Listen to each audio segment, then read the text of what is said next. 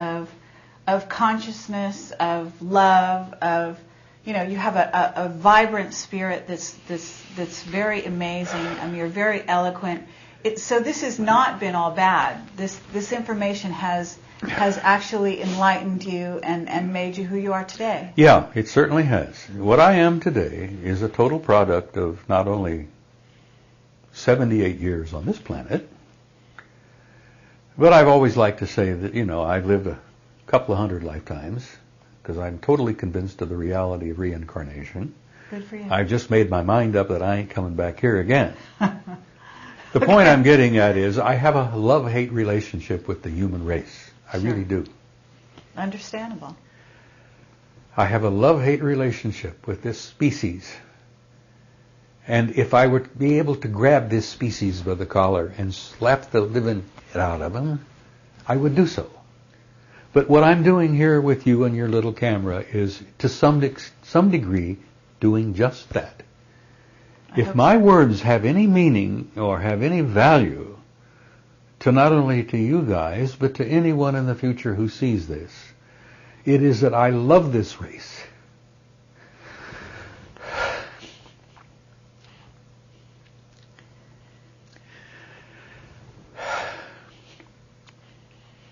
I've been a part of it for 78 years this time.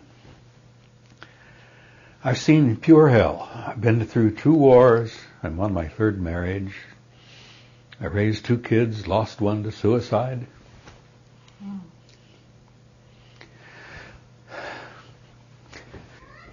I've seen things in this life that have affected me a lot. But you see, I know, and don't tell me and don't ask me to explain exactly how I know and how much I know, because I have never shared this before, but I have been contacted.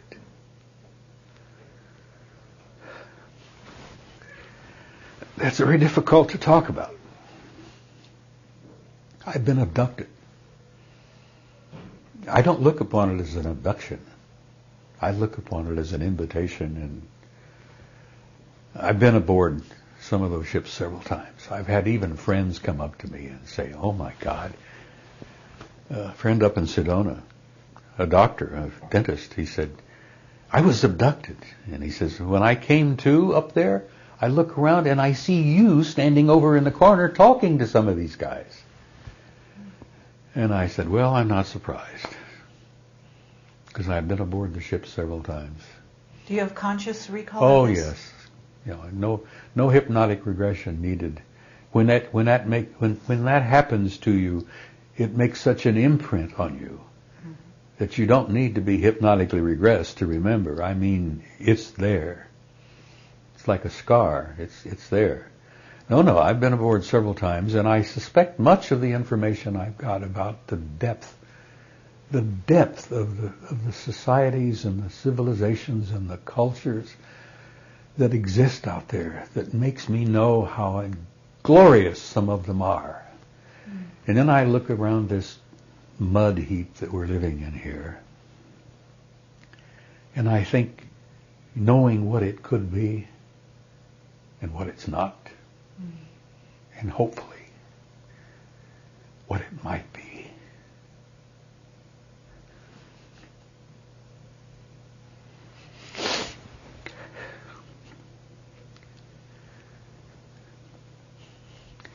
I've touched a nerve here.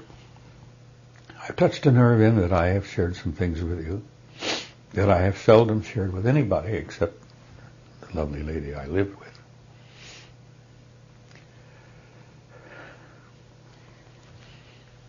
I don't think I've ever publicly on an interview or anywhere ever shared the fact that I have been aboard their ships.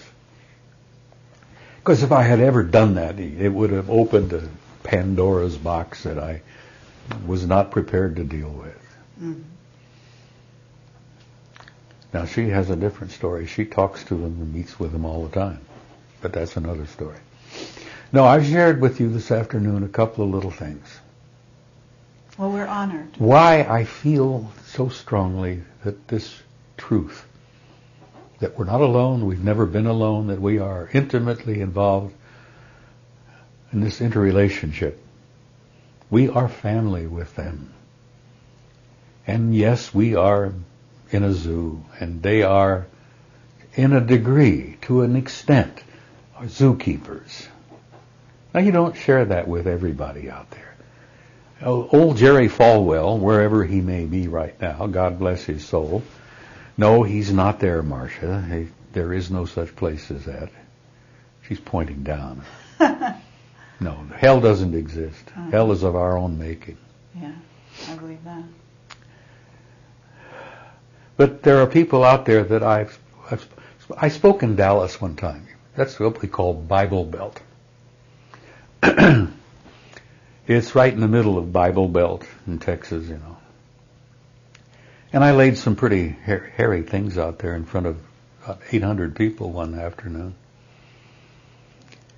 And I looked at people's faces and I saw their eyebrows rise and their mouths drop and little old ladies going, you know. And after it was all over with, I looked down the aisle and here comes this little rotund, round little Baptist fundamentalist minister with his Bible under his arm, and he's heading for me. And I thought, oh God, we're going to be rolling on the floor here in a minute, because I've shared some pretty blunt things here to that group over there in the Bible Belt. Got the shock of my life. This little Baptist minister comes up, leaps up onto the stage. It must have been 250 pounds of, you know, comes up on the stage, throws his arms around me, and as I said, we're going to roll on the floor here, and he's going to beat me half to death with his Bible. He hugs me, kisses me, and says, oh, Brother Dean, you said it the way it needs to be said. And I was in a total state of shock. But that's only happened once. That's amazing. It was an interesting experience for me. That's great. But it encouraged me to continue to be outspoken and blunt. And as I've done, as I said, my last presentation in San Jose, I laid it out pretty bluntly, pretty close to what I've shared with you this afternoon, only not entirely. And I don't speak publicly anymore. I've been invited many times. I've turned down invitations. I've turned down a trip abroad, another conference up in Lachlan. But this is probably my last interview. And I've given you a lot of garbage here. I've given you a lot of material. If within that mass of stuff I've shared, if you can find one or two items that are worth keeping, that's fine.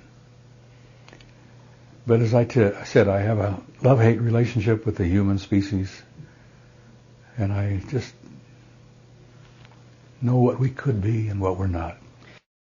I learned years ago, before I retired in 76, the government knew not only everything the shape study had in 64, the government knew all of that and more years and years before. They just were not sharing it with anybody.